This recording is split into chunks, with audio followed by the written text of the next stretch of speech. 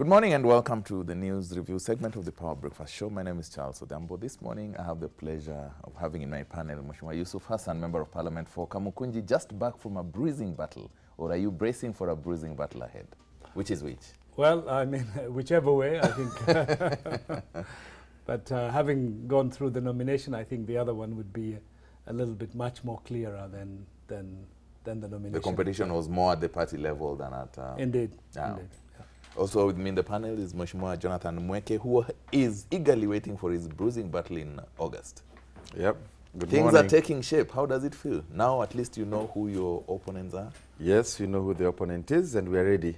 Just like we've always been ready. It's not one, you know? Well, we have one main one. And then, you know, the others. But going by what's Nairobi happening votes. across the world, you can't take anybody for granted. An opponent is an opponent, but you know, you have to also look at historically. And you can see, like in the 2013 elections, we won with 53% of the vote. Our opponent, Waititu, won with 46% of the vote. The other 8 candidates got 1% of the vote. Actually 7, because we were 9. So you can tell that it's pretty much between 2 people. Okay. Yeah. We'll be looking at that in details in a bit, together with 2 other panelists you're expecting. Mheshimiwa Peter Opondo Kaluma, Member of Parliament for Homa Bay Town Constituency, and of course, Mheshimiwa Alfred Mutua, Governor, Machakos County. We're still expecting them. But in the papers today, the Business Daily started off with commercial business about Kenya Airways. It's now targeting June 2018 for direct flights to America. This is an issue that has been talked about over and over again. The latest that they have is a flight to a new destination in Zimbabwe that was launched very recently. Kwenye Taifa Leo, zigo la lawama kwa Ruto. Msururu wa lawama unaonekana kumwandama naibu wa rais Mheshimiwa William Ruto, huku viongozi mbalimbali wakimlaumu kwa masaibu yanayowakumba. This is in regard to those who lost in the primaries and who now seem to be heaping all the blame on the deputy president. The Daily Nation has a story about the D-Day for aspirants as IEBC shuts the door today at midnight, together with other projected moves that have been announced by the IEBC through the Chief Executive Officer Ezra Chiloba. President Uhuru Kenyatta has also promised to fight to make sure that food prices are pushed down, because this seems to have been the main agenda for the opposition lately. Together with that, we also have stories about devolution and nomination in different parties and in different locations of the country, as well as stories about corruption that apparently will be taking center stage, according to the Nation, in 2017 election coverage. It says every national poll since 1992 has been driven by one main agenda. Now, corruption issues are expected to take dominance in the election campaign this year. The Standard has a story about food prices, new battle for Uhuru and Ruto as pressure keeps mounting from various quarters. Kotu boss Francis Atwoli says Kenyans are crying over high cost of living and unemployment. The high cost of living is due to poor governance, and we need measures to curb the situation. Jacqueline Mugo, the Federation of Kenya Employers Executive Director, says the proposal the government intends to bring to Parliament should be short-term. Should not be short-term, rather. They should tackle underlying factors such as production and supply. And of course, one of the main luminaries in NASA, Kalonzo Musyoka, says Jubilee is taking Kenyans for a ride. What can they achieve in 2 months that they could not do in 5 years? Now, that is what everybody is waiting to hear from Parliament, that resumes tomorrow, and that is expected to tackle some of the solutions as provided from the House in the Hill. But gentlemen, very quickly, Emmanuel Macron takes the world by storm. 39-year-old, nobody knew about him 3 years ago. His formation was non-existent 3 years ago. He takes on the big wigs in France and just captures the presidency.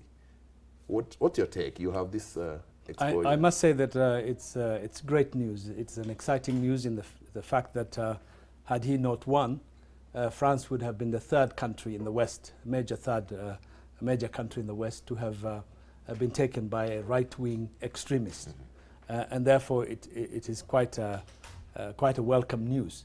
I would say that to a certain extent his rise is as a result of the fact that the right was doing so well Le Pen was doing so well in the elections, that the traditional kind of candidate flopped and in the end collapsed.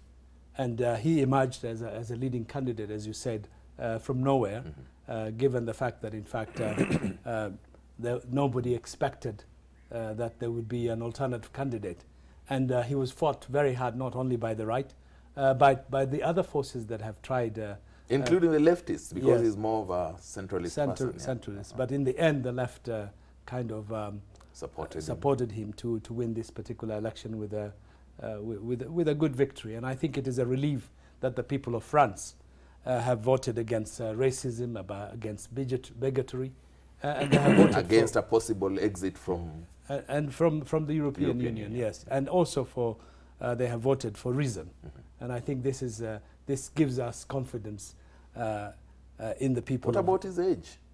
Well, he's a young person. Age has been going down. If you look at the history of. I'm wondering the kind of discontent, with all due respect, President Donald Trump is known to be very, very, very open in expressing his feelings. 70-year-old, 39-year-old, the first meeting.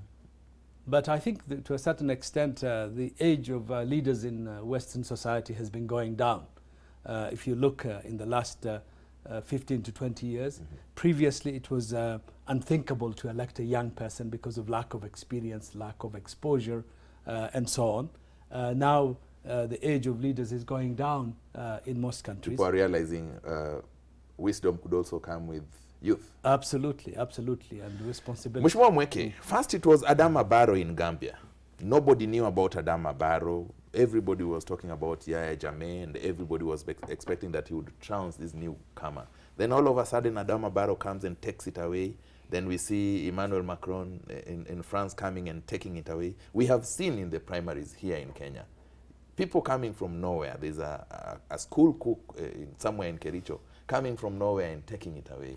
We have seen a mechanic somewhere in Roysambu coming from nowhere and taking it away. Are we seeing a revolution kind of thing? Civilized revolution? No arms? No, well, I attribute it to technology and the amount of data now we have in the world globally. You know, data has now become our new oil. So people are informed. People are able to share. And leadership is beginning to change from about what the leader wants to what the people need. And the people know what they need. So some of these leaders, you know, like Le Pen, who was completely extremist on the right, was trying to push an agenda that the people of France think is archaic. People of France think that that is not what is important to them now. And that's why they vote overwhelmingly to somebody who's on the middle ground. And you know, I think it's something we should learn even here in Kenya, because when we have very experienced middle ground leaders who want to listen to both sides so that they can make a good decision to the people, we call them watermelons or chameleons, just because you want to listen to both sides of the story. I think the time for hardline stance is gone. And that's why Macron was able to take this election, even though he's never held elected office. His outfit has never been, was not there 3 years ago. Known, exactly.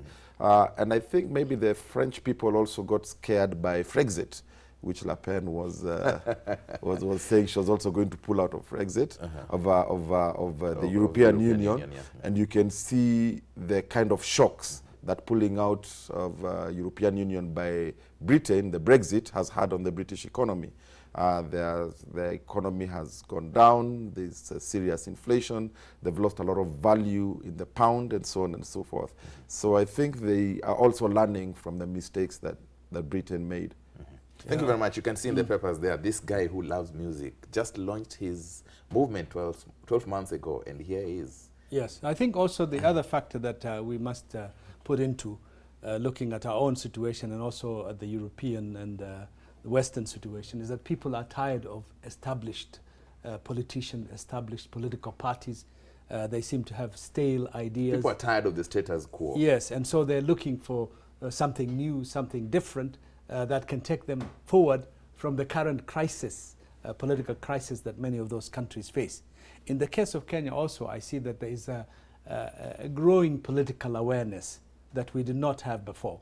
And also the fact that our democratic institutions are developing, our media is much more open. And so there's a lot of discussion to the point that people are looking for new leaders. And leaders from the grassroots can easily be propelled to come to the center. And I think this is what we're seeing with the politicization of the masses, that the public is going to make more interventions on the political arena than has been in the past, where there is a small political elite, a small political class determines the type of leadership that we have. This is changing all across the country, as we have seen in the current nominations. So there you are, voters. It is you to make a decision. France have made it. Gambia made it. You can also make it. You need more of a leader who exercises your desires rather than one who stamps their authority or their desires on you. We'll be taking a short commercial break. When we come back, we'll be joined by Mheshimiwa Peter Opondo Kaluma, Member of Parliament for Homa Bay Town Constituency, together with my two panelists as we delve more into the papers today.